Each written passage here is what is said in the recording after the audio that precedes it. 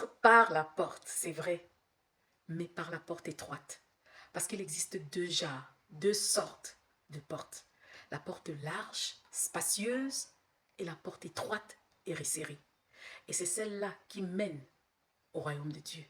C'est celle-là qui donne accès au royaume céleste. Vous savez, les gens aiment bien les portes spacieuses, larges. Vous savez pourquoi? Eh bien parce qu'ils y entrent avec tout leur bagage. Ils peuvent traîner avec eux tout ce qu'ils veulent. Sur leur tête, leurs mains, les pieds, dans le cœur. Ils peuvent passer avec leur bagage intellectuel, leur bagage financier, immobilier, avec tout ce qu'ils transportent dans leur cœur. Ils peuvent traîner avec eux leurs amis, leurs enfants, mais par la porte étroite, bien-aimée, elle ne suffit qu'à une seule personne. D'ailleurs, même, il faut s'ajuster pour y entrer. Je vais t'inviter, toi qui m'écoutes, à lire Luc chapitre 13, à partir du verset 22. Il est écrit, « Efforcez-vous à entrer par la porte étroite. » Bien-aimé, le royaume des cieux est forcé et ce sont les violents qui s'en emparent. Aujourd'hui, je viens te réveiller. Je viens te dire que Jésus revient bientôt. Les temps sont mauvais, c'est imminent, c'est pressant, mon frère et ma soeur. Vous savez, nous sommes dans le temps de la grâce. Ne foulons pas aux pieds cette grâce qui nous est donnée. Matthieu 7, 12 nous le dit clairement.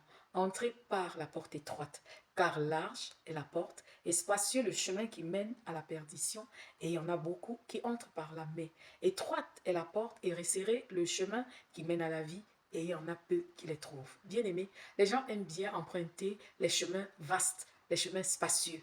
Pourquoi? Parce qu'ils n'y vont pas tout seuls. Ils y vont accompagnés de leurs amis, ils y vont en convoi, cortège, ils y vont en groupe, ils peuvent traîner avec eux leurs 700 chevaux, toutes leurs possessions. Voilà, alors que le chemin qui mène au salut, c'est le chemin étroit, le chemin resserré. Il n'y a pas la place pour deux. Chacun rentre seul parce que chacun est face à sa destinée. Voilà la raison pour laquelle, bien aimés, même nos enfants que nous aimons tant, nous ne pouvons pas rentrer avec eux dans le royaume des cieux. Ils doivent eux-mêmes, à un moment de leur vie, accepter personnellement Jésus-Christ comme leur Seigneur et Sauveur. Nous pouvons juste les accompagner, prier pour eux, intercéder pour eux, leur montrer la voie, mais c'est à eux de prendre eux-mêmes cette ferme résolution.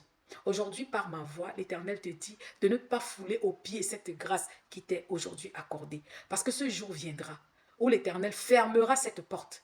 Oui, et beaucoup chercheront à entrer, mais ils n'y pourront plus. Et au dehors, il y aura des grincements des dents, il y aura des pleurs. Et que cela ne soit pas ta portion dans le nom puissant de Jésus-Christ de Nazareth. Donc aujourd'hui, au son de ma voix, mon frère et ma soeur, efforce-toi de rentrer par la porte étroite qui est Jésus-Christ. C'est-à-dire entrer, débarrasser de tout fardeau, débarrasser de tout bagage inutile.